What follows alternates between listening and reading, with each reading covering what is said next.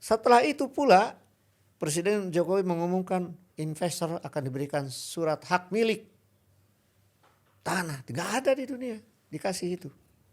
Ibu kota dijual gitu ya? Iya, kok malahan undang-undang dengan 40 hari disahkan gitu loh. Itu Karena kan jadi tanda tanya itu.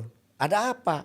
Kesepakatan bahkan MOU itu investor China itu akan diberikan konsesi 190 tahun. 190 tahun. Mengerikan kan? Tidak ada di dunia yang konsesi investor asing sampai 190 tahun. Ini udah berjalan, udah mendekati 100 triliun kali ya yang udah digelontorkan ke sana. Jangan sampai ini menjadi sebuah alokasi anggaran yang sia-sia tuh, jangan sampai.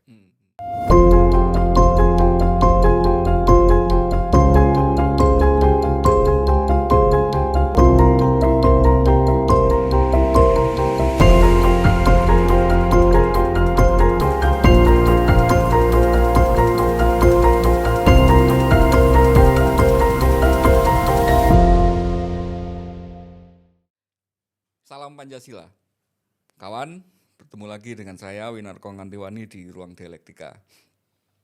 Setelah kemarin kita bahas politik di luar negeri, masalah-masalah yang di luar Indonesia, hari ini mungkin kita kembali lagi ngomong tentang apa yang terjadi di Indonesia.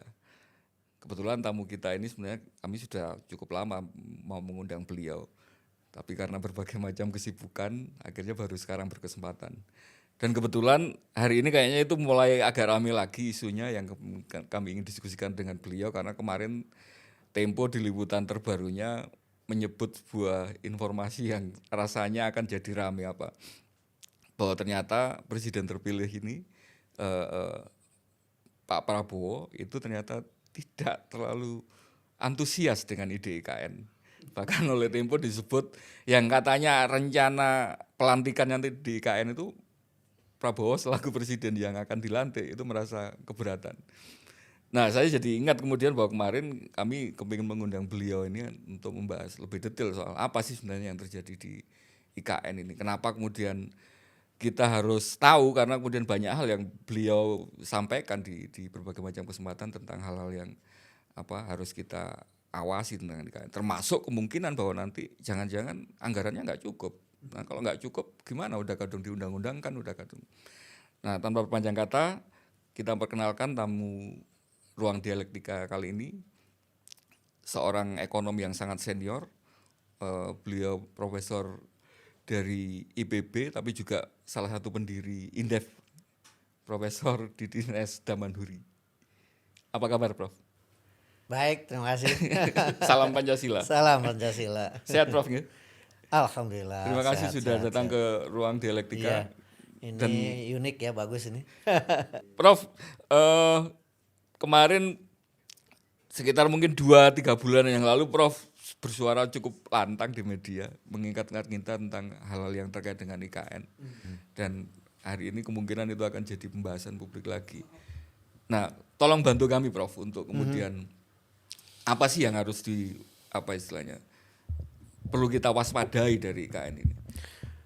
Iya, begini, saya ingin mengawali begini. Jadi pemindahan ibu kota negara di dunia ini sudah banyak ya, sudah banyak. Jadi saya Bukan hal yang bukan aneh hal yang sebenarnya. aneh ya, gitu. Dan saya sejak lama juga ya bersama berbagai pihak itu melakukan semacam studi bahwa memang Jakarta layak dipindahkan gitu. Dari kelayakan kotanya sendiri itu Iya, sudah. dari kelayakan kota dan sebagainya. Walaupun saya juga punya pemikiran bahwa tidak selalu solusi karena crowdednya Jakarta lalu harus pindah. Itu juga karena ada gagasan Greater Jakarta juga kan begitu. Konsep Jabodetabek, aglomerasi Iya, macam-macam aglomerasi itu ya. dan tapi tetap ibu kotanya di Jakarta itu. Yang jadi persoalan adalah mengaca kepada pengalaman di dunia ini ada 3 kategori gitu ya. Terkait pemindahan ibu kota Pemindahan ini. ibu kota. Ada yang sukses, seperti yang sudah klasik adalah New York ke Washington, DC ya. kemudian Istanbul ke Ankara, lalu ke Saint Petersburg ke Moskow, itu sukses ya. Australia itu juga kan Prof ya. Australia juga ya. Ada kota besarnya ada Sydney, ada Melbourne, tapi Betul, di tengah-tengah ada Canberra gitu ya. betul. Tetapi ada yang saya bilang setengah sukses. Yang paling dekat itu Malaysia kalau menurut saya. Putrajaya itu Oke. sebagai ibu kota banyak, bukan hanya para birokratnya, bahkan menterinya pun bolak-balik dari Kuala Lumpur gitu. Jadi itu juga kalau menurut saya setengah sukses, setengah karena ini udah 20 tahunan ya, 15 Jadi tahun. 20 tahun itu tidak semua terjadi relokasi ke tempat yang baru itu ya. Itu ya Putrajaya dari Tapi Kuala Lumpur yang ke baru Putrajaya. ini jadi padahal. Jadi itu makanya saya bilang setengah sukses, setengah gagal tuh. Itu contoh ya. Tapi yang gagal ada di berbagai negara juga. Yang paling terkenal adalah Rangun ke Mongpidey namanya. Myanmar ya, negara Myanmar ya. Myanmar ya. Dan saya pernah ke sana. Jadi bukan hanya klaim tentang tidak suksesnya, saya pernah tahu bahwa memang kasihan karena biayanya besar sekali. Ya proyek dari pemerintahan militer, junta militer itu sampai dirahasiakan tanpa debat publik, dan kemudian sampai hari ini dipaksakan difungsikan, tapi kayak kota apa ya? Kota mati gitu mungkin. Iya, jadi ada hotel yang tiba-tiba kosong berbulan-bulan, nanti tiba-tiba ada gitu kan. Kami rombongan Lemhanas seperti itu sengaja aja dibuka karena ada tamu kami. Bulan-bulan sebelumnya Gak ada kosong. aktivitas apa-apa. Hanya untuk show gitu aja ya. Iya, Seolah-olah dan bayangkan dari Rangun ke sana 3 jam perjalanannya. Jadi sebuah hutan di tengah kota hutan, dibangun awal, mahal banget. Dirahasiakan. Oh, bangunnya juga di tengah hutan ya? Iya, tengah hutan. Jadi mirip nih seperti Penajam Utara gitu. Nah, kemudian ada lagi Brasilia. Di Brazil ya. Kalau itu gagalnya itu mungkin settingnya ya, karena kemudian menjadi semacam penampungan orang-orang miskin gitu di sekitarnya itu.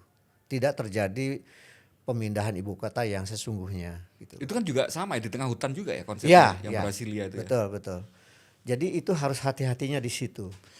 Nah, jadi sekarang saya punya 3 skenario untuk melihat IKN Sebelum ini. ke 3 skenarionya, Prof. Kalau misalnya bisa diambil pelajaran yang setengah berhasil, apalagi yang gagal tadi, itu faktornya apa, Prof? Kira-kira yang paling. Kalau menurut saya. Dan itu yang kemungkinan kita bisa alami atau kita bisa hindari untuk dari. Jadi proyek ibu kota baru itu bukan hanya disiapkan satu studi yang sangat serius, tak harus dijadikan debat publik supaya terjadi dukungan. Jadi ketika proses untuk memutuskan itu perlu melibatkan partisipasi. Jadi undang-undang IKN kita itu kan, mengapa saya ikut dengan 20-an cendekiawan ya yang melakukan JR terhadap undang-undang itu ya. MK. Itu karena melihat bahwa menjelang undang-undang itu disahkan, tidak ada debat publik yang memadai. Jadi diam-diam ke beberapa perguruan tinggi dan sebagainya, tidak signifikan. Tidak sebagaimana layaknya undang-undang yang seharusnya ada masukan seluas dan sedalam mungkin dari publik. Itu tidak terjadi gitu loh. Karena itu berbagai aspek kan. Ini ibu kota bukan main-main, bukan ambisi pribadi seseorang, presiden misalnya gitu, bukan. Ini adalah proyek raksasa yang butuh biaya besar, multidimensi, pertimbangannya segala aspek, itu harus melibatkan perdebatan berbagai ahli, keahliannya bermacam-macam, lingkungan hidup, kemudian ekonomi makro, tata ruang, perkotaan, macam-macam, sosiologi bahkan, antropologi bahkan. Itu harus disampaikan para ahli yang terbaik Indonesia, bahkan mungkin kalau perlu kita ngundang dari pihak asing yang pernah punya pengalaman seperti itu pada saat menjelang itu, ini pendek sekali kurang dari 40 hari sampai diketuk sebagai Sebagai undang-undang undang-undang. itu, dan memang kesan ketergesa-gesanya nampak sekali. Iya, karena kemudian kalau kita ingat misalnya proses-proses itu kan juga terjadi di tengah dinamika di luar apa di dunia sedang terjadi pandemi Covid kan. Iya, Ada semacam banyak restriksi sehingga betul, kemudian betul, mengadakan betul. acara, mengadakan gathering gitu kemudian. Tapi prosesnya sendiri menurut Prof juga terlalu Sangat singkat ya bermasalah, sangat bermasalah untuk prosesnya itu. sebuah kebijakan yang begitu besar. Iya, itu bahkan ini undang-undang super mestinya. Dalam arti tanda petik harus seluas dan sedalam mungkin dibahas oleh semua pihak yang berkepentingan, seluruh stakeholder, bukan hanya shareholder ya, presiden, menteri, DPR, Jadi bukan hanya itu. mestinya ini yang lebih pantas di omnibus law kan gitu ya kira-kira Ya, ya. ya. Jadi dibuat undang-undang yang memang memayungi Memayungi banyak banyak ini aspek ya. ya. Kalau ini simpel banget itu, agak dipaksakan waktu itu ya. Eh, Nah sehingga walaupun ditolak ya, JR kami ditolak, ya tapi kami sebagai warga negara yang baik sudah merasa tanggung jawab kami ini. Tapi setelah itu kemudian kan ada rekan saya waktu itu yang sudah almarhum, itu paling inilah yang saya dampingi gitu dari UIN, mantan rektor UIN, saya lupa malah namanya. Profesor ini Azumardi Azumardi Azra Azra. ya, ini beliau sudah almarhum ya, mudah-mudahan di tempatan yang Amin. terbaik. Jadi saya ini ketiparan pulung. Jadi Jadi vokal poinnya. iya, tadinya kan antara ya saya juga sering, beliau sering. Jadi kemana-mana berbagai televisi, berbagai podcast ditanya tentang itu. Gitu. Apa? Ya saya tetap konsisten mengatakan bahwa dengan tidak debat publik yang signifikan ini memang banyak masalah. Buktinya apa? Belum lama undang-undang disahkan lalu presiden menggelontorkan APBN sekian triliun. Malah investor asing dari Jepang, dari Timur Tengah malah mengundurkan diri. Gitu. Iya. Ada dulu di semacam dipamerkan bahwa tim pengarahnya itu kan ada Iya, Tony iya. Blair, Iya, Tony ada Blair. pelaku-pelaku investor global gitu. Iya. Sehingga kemudian seolah-olah ya proyek ini akan sangat diminati oleh Iya, investor internasional, tapi ternyata kemudian nggak ada kabar apa-apa. Nggak ada kabar apa-apa, dan itu resmi mereka mengundurkan diri. Karena itu semacam pemimpinnya ya. Yang bisa membawa investor lain. Jadi yang lain pun pada mengundurkan diri. Begitu tahu kalau yang Iya. itu. Tapi kemudian kita tahu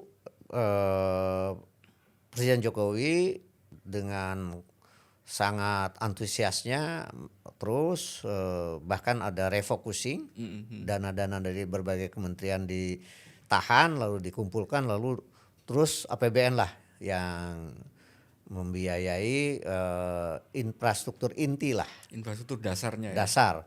Jadi istana, kemudian tol, pelabuhan, bendungan katanya. Bendungan, untuk air minum macam-macam, bahkan sampai ke beberapa kementerian sekarang nih. Kalau nggak salah sudah sekitar 96-an ya triliun sekarang ini dari APBN. Nah, dicoba waktu itu yang nambah kontroversi lagi adalah membatalkan Kepres dari Presiden Megawati tahun 2002 tentang pelarangan ekspor pasir laut. Yang supaya investor Singapura mau invest. Wah, seperti tanda untuk minatnya tiba-tiba betul tuh dari Singapura itu. Tapi begitu itu dicabut, bahkan katanya ekspor pasir lautnya sudah berjalan, tetap investornya nggak ada warawiri ke sana, nggak juga tuh. Nah, artinya sudah sedemikian. Nah, bahkan ada yang lebih ekstrim, murah gitu ya iya, untuk menjual itu ya. Betul. Itu menjelang pemilu Presiden Jokowi itu 3 kali bolak-balik ketemu Presiden Xi Jinping. Nah, itu pernah dalam satu kesepakatan bahkan MOU itu investor China itu akan diberikan konsesi 190 tahun. 190 tahun. Mengerikan kan? Tidak ada di dunia yang konsesi investor asing sampai 150 tahun. Tapi tidak terjadi juga proposal karena bukan apa letter of intention aja, tapi harus proposal yang serius. Sampai hari ini nggak ada. Setelah itu pula Presiden Jokowi mengumumkan investor akan diberikan surat hak milik tanah. Nggak ada di dunia dikasih itu. Ibu kota dijual gitu ya. Iya, bahkan blueprintnya akan diberikan supaya katanya nanti kayak Shenzhen. Nggak ada itu akhirnya sampai sekarang.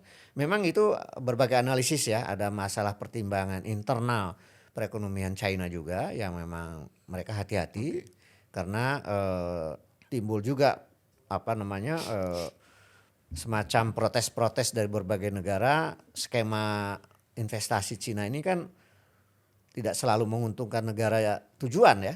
Iya itu. Nah, Dan itu banyak dikritik di banyak mana-mana dikritik. kan. Seolah-olah itu, kemudian menjadi penjajahan baru. iya, di Afrika ada 3 negara yang mata uangnya jadi yuan gitu kan. Sri Lanka itu kan kolaps juga Iya, gara-gara itu. kolaps. Bahkan saya pernah ke Myanmar. Nanti cerita yang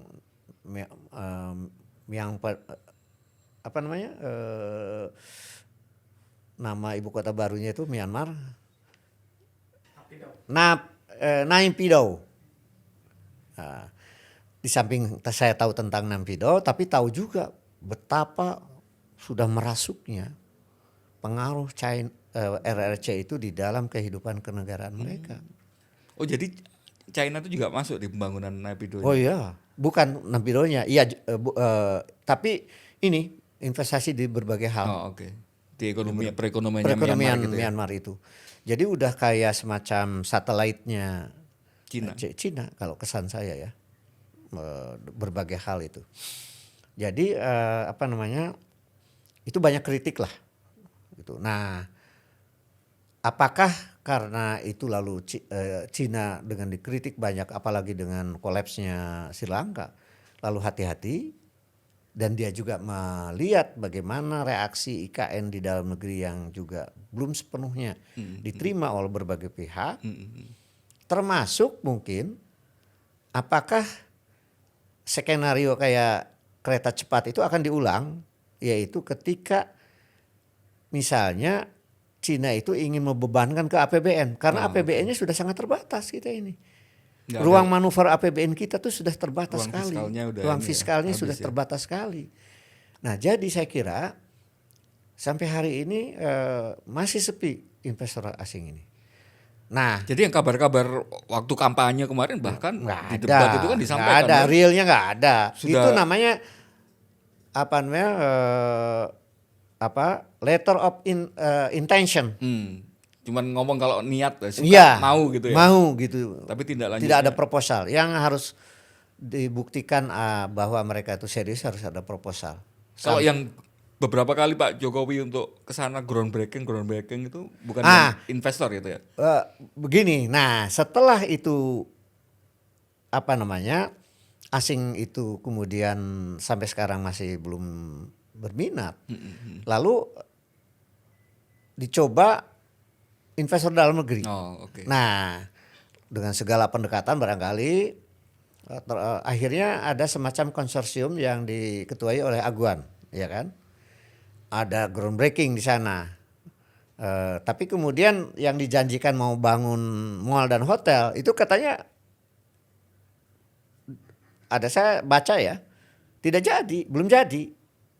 Kemudian ada wartawan yang nanya ke salah satu investor itu, ya kami harus hati-hati karena bagi mereka investasi yang bangkrut itu kan bisa membangkrutkan yang lain kan.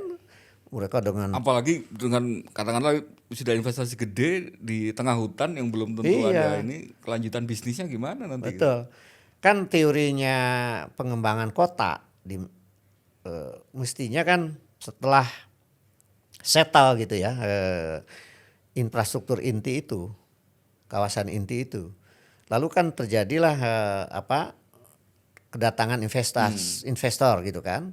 nanti kedatangan lagi penduduk kalau Ya, perlu. ya, ya, ya. Bukan hanya yang dipaksakan Pegawai-pegawai ASN sana gitu ya. kan, bahwa ASN mau pindah sekian ribu dan sebagainya, di belakangnya sebenarnya mereka nggak rela katanya kan.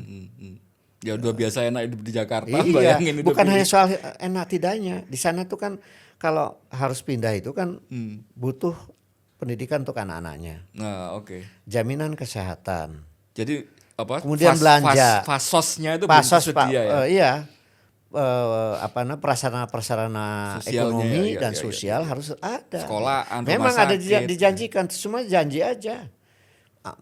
Ada yang mau bikin sekolah, bikin universitas, itu sampai sekarang prakteknya itu belum ada proposal yang konkret. Jadi kayak apa ya istilahnya? Semacam telur dengan ayam ya. Iya memang. Warga kalau mau minat ya fasosnya harus tersedia. Iya. Tapi kalau bangun fasos orangnya belum ada. Kalau memang menarik datang sendiri tuh, Makanya. datang sendiri tuh. Dan faktanya sampai sekarang enggak. Itu masalah-masalah yang sangat nyata ya. Oh, oke. Belum masalah yang sifatnya konsepsional. Maksudnya gimana itu, Bro? Misalnya Presiden Jokowi menjanjikan di Glasgow itu sebelum kemarin di Dubai tentang deforestasi akan nol di Indonesia itu 2030. Pertanyaannya bisa dipenuhi nggak dengan ibu kota yang dibangun? Sekarang pun ada satelit Amerika sudah memotret udah makin gundul. Nanti akan terjadi kedatangan orang berbondong-bondong bukan hanya ke Penajam Utara tapi ke berbagai kota yang lain di Kalimantan kayak daerah satelitnya lah. iya, yang ingin mengadu untung kan. Karena Dan pusat itu yang ekonominya. pasti akan terjadi pengurangan, akan terjadi deforestasi yang makin hebat. Jadi janji tentang Glasgow deforestasi nol di Kalimantan itu saya kira jauh panggang daripada api kan. Malah berkebalikan gitu. Berkebalikan. Tujuannya mencegah Itu yang lebih pemburukan. konsepsional ya. Belum banyak dikabarkan bahwa sudah terjadi banjir di sekitar sana itu. Dan jadi secara ekologi pun sebenarnya apakah ini sound ecologically sudah benar amdalnya? Ya, ya, ya. Itu pertanyaan. Bahwa belum yang sifatnya lebih geopolitik ya. Ini kan begitu dekatnya ke Laut Cina Selatan konflik antara kepentingan China salah untuk satu pusatnya Iya. potensi konflik dunia itu kan iya, sekarang. yang Amerika udah sangat menyusun sedemikian dipasang di Australia, kemudian di Filipina dan sebagainya, kemudian misi dari Inggris sudah datang, dari Jerman sudah datang untuk menghadapi klaim Cina bahwa Laut Cina Selatan itu adalah secara sejarah itu milik mereka. Belum lagi konflik dengan 9 negara yang di Asia, Filipina, Indonesia, Brunei, Malaysia, Singapura, macam-macam. Jadi menurut penilaian Prof kekurangannya karena proses yang terburu-buru tadi Itu banyak dia, sekali ya. itu dia. Jadi apakah itu yang terbaik Penajam Utara? Kan ada juga konsep akan dekat sekali ya nanti ya dengan Laut Cina Selatan. Iya, dekat hanya sekali. ngelewatin pulau perbatasan Malaysia sama Indonesia itu. Iya. Udah nyampe kan balik papan. Jadi kalau misalnya Korea Utara misalnya terjadi konflik ya antara Amerika dengan China, kan Korea Utara itu kan sahabat terdekatnya China. Itu rudal menuju ibu kota kita Nyampe. Wah itu gampang sekali. Jadi dulu rupanya Jakarta itu bukan tanpa alasan juga ya Belanda memasang semacam Batavia di sana. Karena baik dari utara terutama dari utara kan, ancaman dari utara itu berlapis-lapis. Bisa ada ini penghalangnya gitu loh. Barier untuk serangan-serangan ke Jakarta itu ada berlapis-lapis bisa dihadang gitu. Ngelewati banyak pulau, pulau dan sebagainya gitu. Nah jadi saya nggak tahu. Jadi oleh karena itu saya mungkin udah waktunya ya menyampaikan 3 skenario itu. Oke silakan Bro. Jadi kalau misalnya terburuk memang ini nggak bisa. Ini terbaik apa? dulu lah. Oke terbaik dulu. Terbaik itu adalah. Tapi kok saya yang aku aja nggak 4 bulan ini targetnya katanya. Ya bisa saja kan selain digeber kan sekarang istana selesai, kan targetnya Pak Jokowi ingin ada Upacara upacara 17-an. 17-an di sana. Kemudian katakanlah kementerian-kementerian inti, Kemenko sudah Kemenko, ada ya. kan begitu. Kemudian pelabuhan udara sudah oke juga, tol sudah oke juga. Kemudian katakanlah beberapa sarana yang dasar akhirnya investor masuk dalam negeri ya. Kalau Ya asing minimal yang kalau asing kalau menurut saya fasos tadi ya wait minimal. and see itu mereka. Minimal sekolah, rumah sakit, Ya, pasar kayak gitu-gitu ya. mungkin bisa lah gitu. Nah, jadi tapi masalahnya adalah kan membangun ibu kota itu dalam target awalnya pun itu sampai 2045. Bertahap, Multi year ya. multi years. Sampai settle lah sebagai sebuah ibu kota gitu dari segala aspek perekonomian, sosial, budaya bahkan, kemudian politik, Ya, ya. geopolitik dan macam-macam. Nah, pertanyaan saya, kalau sampai multi year sampai 2045, apakah APBN menopangnya gitu? Dikala banyak pertimbangan akhirnya investor asing juga tidak datang-datang, itu gimana tuh?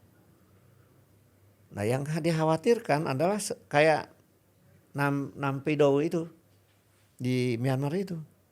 Jadi dia terbangun, megah gitu. Tapi kemudian tidak ada rakyat yang mengikuti, Tidak kemudian terjadi mekanisme alami untuk orang itu iya, memang mau pindah ke sana gitu ya iya. secara ini ya. Itu bisa skenario kayak di Naypyidaw itu di Naypyidaw Myanmar ya. di Myanmar itu yang dikhawatirkan. Dikala APBN juga sudah sangat terbatas, ruang fiskal kita sudah sangat terbatas gitu loh. Kan makan siang gratis, susu gratis itu program Iya. program Kemarin utama Pak saya Prabowo ingat- dan udah serius Saya ingat paparannya Prof di MK kemarin soal bansos itu ternyata ekonomi kita jadi iya. Kemarin Pak Burhanuddin Abdullah yang poinnya Menteri Prabowo udah ada kementerian khusus untuk itu 400-an T. Pendidikan 600-an T. Kemudian cicilan pokok dan bunga sudah 1000 T. Lalu dari mana? Sementara rasio pajak kita masih di bawah 10%. Dan lain-lain yang sangat terbatas. Jadi berat. Jadi untuk itu pun. Jadi bisa kayak Naypyidaw tapi kemudian tidak berkembang kota itu. Oke. Itu termasuk berhasil. Kalau sekarang yang setengah berhasil gimana? Yang setengah berhasil adalah dengan relaktannya para ASN sebenarnya ya. Banyak yang mengatakan saya mau seminggu sekali aja ke sana katanya kan begitu. Jadi nanti Sabtu pulang tuh para menteri kayak para birokrat kayak dan lain sebagainya karena keluarganya Masih di Jawa, di Jakarta. iya tetap di Jakarta, tetap di Jawa gitu. Nah, lalu kemudian ya itu kayak nanti kayak udah 10 tahun lah kira-kira itu Putrajaya. Akhirnya tetap di Kuala Lumpur Padahal segala itu macam. deket ya. Iya, 10 Kuala Lumpur. kilometer. Makanya gitu aja Iya, agak susah. itu aja susah banget itu. Susah banget itu. Jadi itu relatif sukses juga dalam arti pemerintahan jalan di Putrajaya, kementeri-menteri juga di sana karena pakai itu aja kereta komuter. gitu ya. Jadi bisa harian tuh pulang ke Kuala Lumpur. Walaupun ada juga di sana yang nginap di sana tapi tidak masif lah. Itu yang saya katakan setengah sukses setengah berhasil. Jadi pusat pemerintahan tetap berjalan ada di sana tapi kayaknya pusat yang lain-lainnya tetap di Kuala Lumpur. Kegiatan ekonomi sosial Iya. orang masih cari hiburan di Kuala Gitu. Lumpur gitu ya. Nah tapi kayak sukses kayak Washington dari New York atau kayak Australia tadi. Australia ya dari Melbourne ke Canberra. ke Canberra ya, Melbourne ke Canberra gitu ataupun Turki ya. Atau itu saya kira jauh lah. Karena ini 3 jam berapa jam tuh? 2 jam ya perjalanan dan itu melewat beda pulau lagi. Iya kan beda pulau lagi. Nah jadi memang ini harus dikaji ulang mungkin oleh pemerintah Prabowo nanti apakah eh, akan seperti apa yang terbaik buat rakyat kan, bukan buat seseorang kan, ambisi seseorang bukan. Itu jangan main-main. Nah yang agak lebih kritis lagi, investor dalam negeri yang mau nanam modal untuk membangun hotel, mall, bahkan pendidikan di sana di IKN Nusantara itu kan minta konsesi Konsesi apa Prof maksudnya? aset-aset di Jakarta. Oh, instansi yang Jadi sudah pindah ke sana itu dia asetnya tahu bahwa APBN itu berat ya untuk membayar investasi mereka untuk membalikan investasi mereka. Mereka konon minta aset-aset di Jakarta. Nah ini saya kira harus hati-hati sekali karena Jakarta itu secara historis kan adalah ibu kota yang telah melahirkan Indonesia sampai hari ini dengan segala sukses dan gagalnya ya. Itu jangan sampai historisitas Jakarta itu hilang, gedung-gedung bersejarah. Di sana ada isi budayanya, ada isi sosialnya, ada berbagai dinamika yang direkam di sana. Kemudian jatuh ke swasta. Swasta yang katakanlah 10 tahun terakhir ini jadi perdebatan swasta yang sudah jadi oligarki. Gitu loh. Dalam pengertian mereka tidak terlalu berkepentingan terhadap nasib rakyat. Karena memang entitas swasta itu ya di mana-mana ya cari untung. profit maximization function gitu loh. Jadi wajar juga kalau mereka, tapi kalau diberikan tugas kebangsaan kenegaraan supaya Jakarta jadi sebuah perpindahan ibu kota Jakarta itu menjadi sebuah proyek yang multi sukses gitu untuk kenegaraan. Ya memang bukan tugas mereka gitu loh. Nah, sekarang dipaksakan untuk karena investor asing itu tidak terlalu berminat, tetap sepi, akhirnya mereka gitu. Tapi mereka pun tahu susah lah kalau dijadikan sebuah bisnis ya. Tapi insentifnya nggak memadai insentifnya lah. nggak memadai, maka mereka tertarik tuh. Saya sudah baca tuh Menteri BUMN siapa namanya Erick Thohir bahwa memang sudah ditawarkan katanya apa namanya di sekitar Monas itu. Jadi aset-aset yang instansi yang sudah pindah ke sana itu nanti mau katanya jadi mungkin sekian triliun mereka sudah ini mereka klaim wah ini kemudian divaluasi kan. Misalnya istana nilainya berapa kan ngeri itu kan. Belum ada MK di sana, belum ada apa segala macam di sana. Kemudian Kementerian Pertahanan, ada Lemhanas di sana. Nanti milik mereka gitu. Itu gini, maaf ini awam sekali ya. Ketika kajian tadi, awal ini agak mundur sedikit ya. Ketika kajian tadi rencana pindah ke sana, berarti kan harusnya tidak hanya di sana itu mau ngapain, tapi instansi-instansi yang ditinggal ini nanti penggunaannya untuk itu dia. apa itu? Itu nah, juga itulah debat publik tidak terjadi, tidak ada satu studi yang komprehensif. Jadi terburu-buru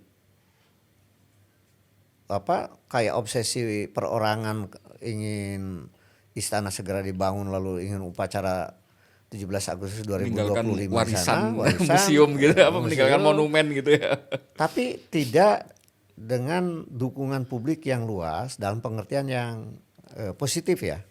Karena orang-orang kritis itu belum tentu menolak. Iya. Sudah benar apa belum kan gitu. Sudah benar atau belum ini. Dan ini perspektif kan masyarakat secara umum. Jadi para cendekiawan yang sekitar 20 orang itu nggak ada kepentingan kok. Misalnya untuk menolak, menerima, tapi yang lebih dipentingkan itu kalau itu proyek raksasa yang multi aspek gitu ya, tidak dipertimbangkan secara sungguh-sungguh.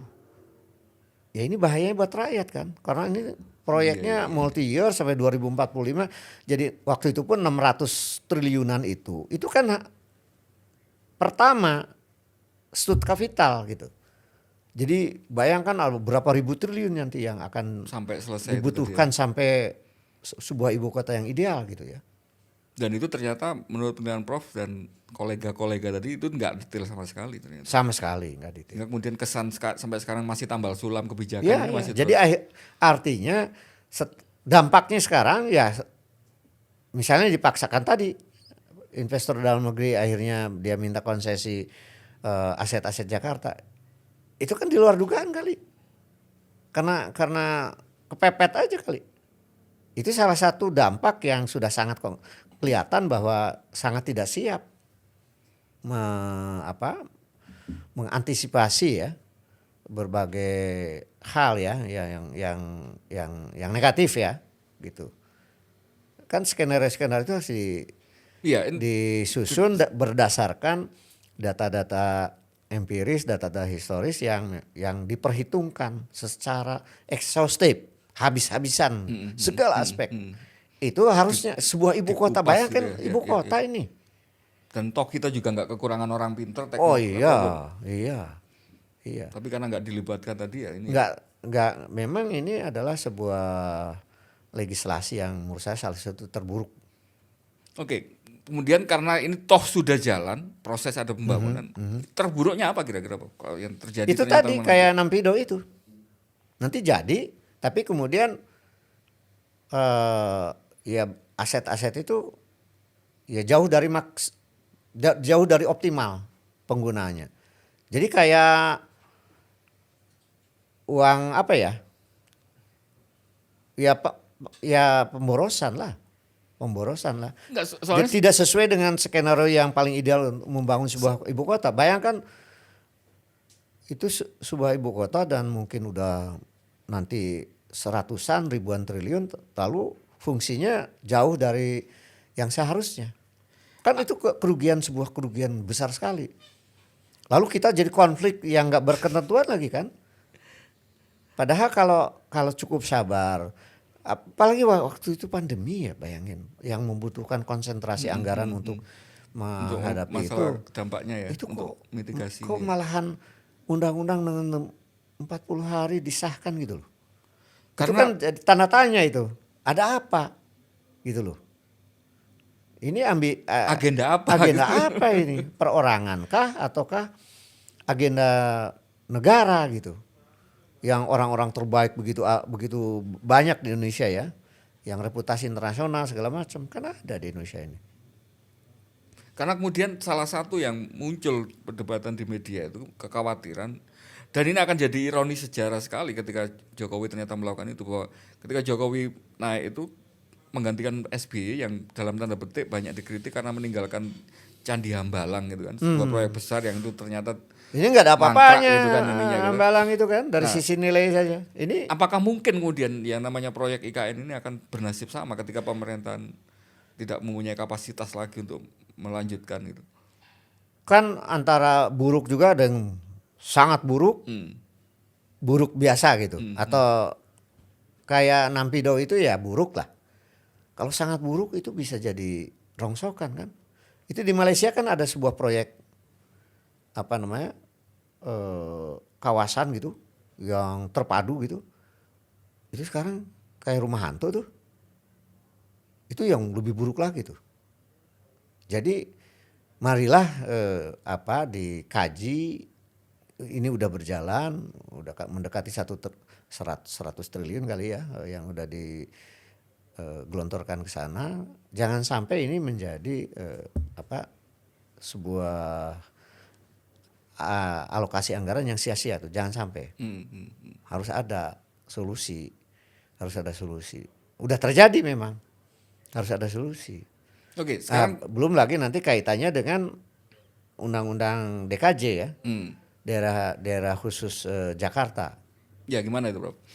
Kira-kira nanti relevansinya apa ketika pasal IKN ini nggak tuntas? Jadi gini, nah ini juga dugaan dari berbagai data dan informasi publik juga ya sebenarnya, bahwa undang-undang DKJ yang agak terlalu dipaksakan juga ya, yang akan menjadi sebuah proyek megapolitan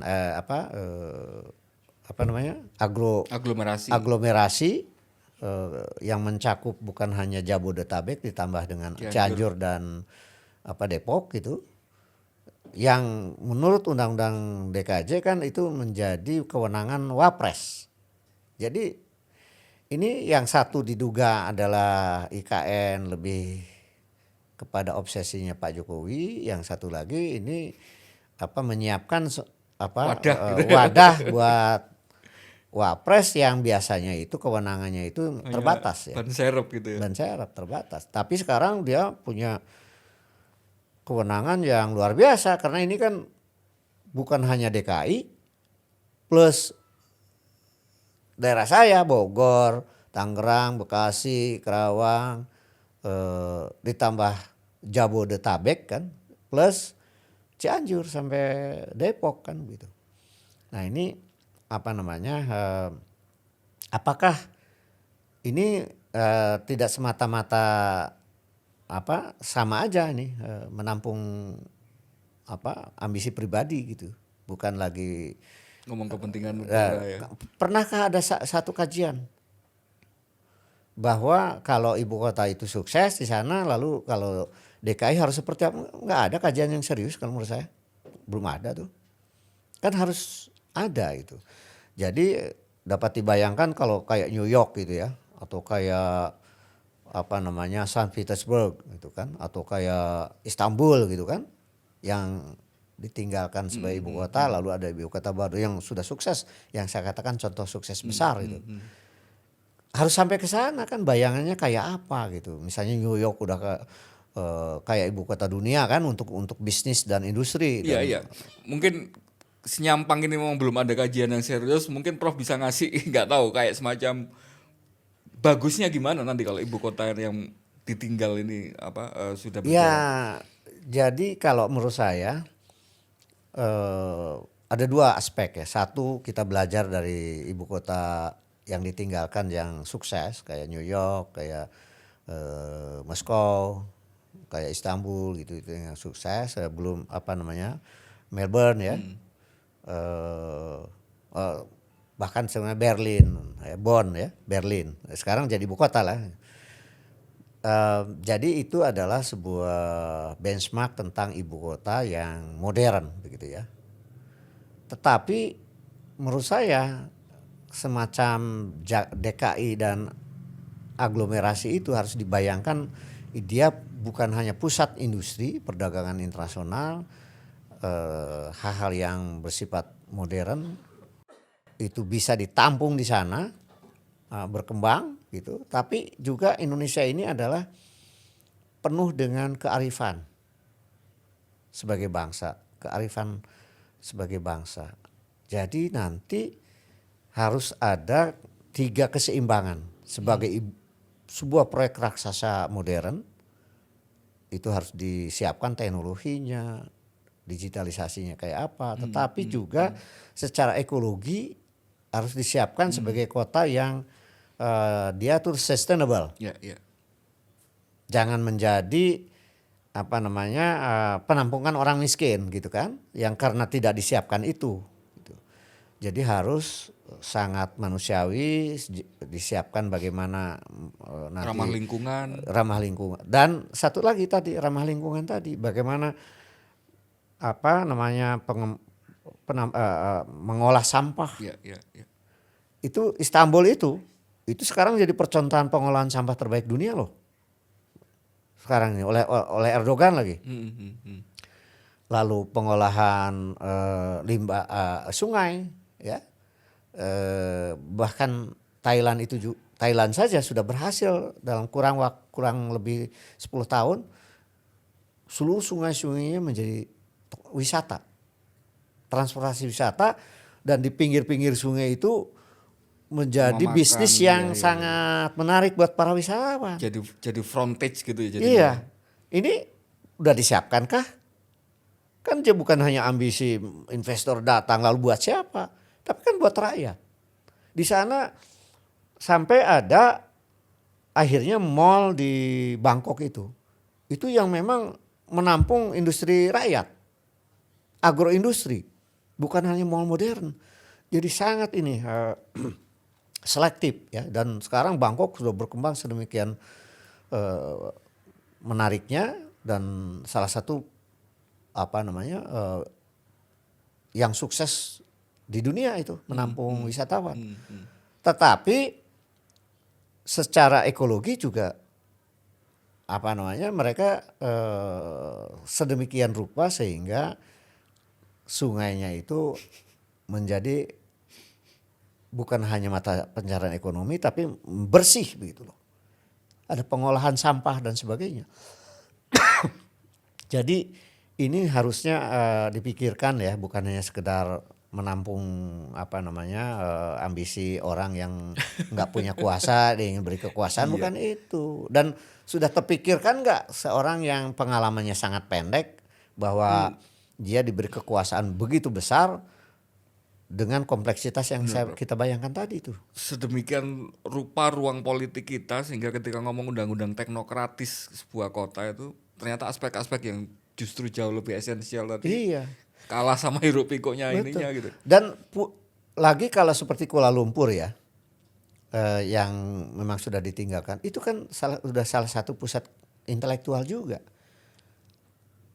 Nah jadi Jakarta, jadi nanti sana kota pemerintahan, di sini ya dua bisa di KN Nusantara yang nanti kalau sukses misalnya, tapi juga di Jakarta yang dia bisa mempelajari tentang kearifan lokal seluruh Nusantara dengan warisan-warisan historis yang sangat melting pot kan. Okay. Jadi orang ingin tahu Papua dengan segala kearifan lokalnya, Aceh dan lokal seluruh Sumatera, itu bisa dari Jakarta dulu gitu kan. Jadi etalasenya Jakarta dulu, bukan taman mini yang sifatnya fisik aja, tetapi para intelektual bisa memberi dunia bisa datang karena tertarik bahwa Indonesia ini sangat kaya secara historis, secara kultural itu, gitu loh. Ini apa yang sudah dipikirkan jauh sekali saya kira. Jadi nanti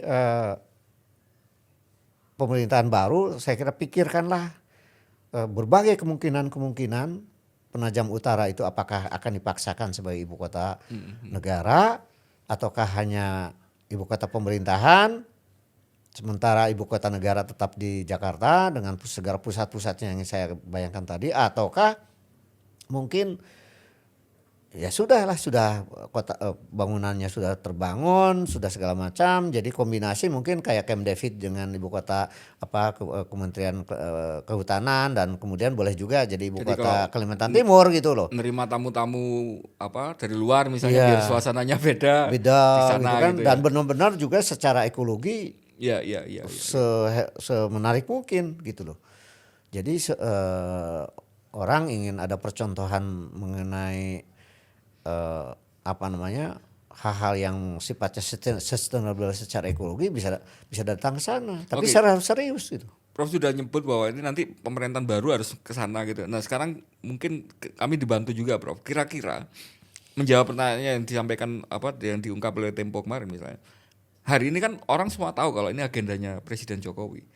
Tapi pertanyaan besarnya apakah ini juga akan jadi agenda prioritasnya Presiden Prabowo? Saya nggak ngerti kalau bocor alusnya atau sudah jadi berita kali ya, sudah jadi laporan utama kali ya dari Tempo. Biasanya sih benar, biasanya benar gitu.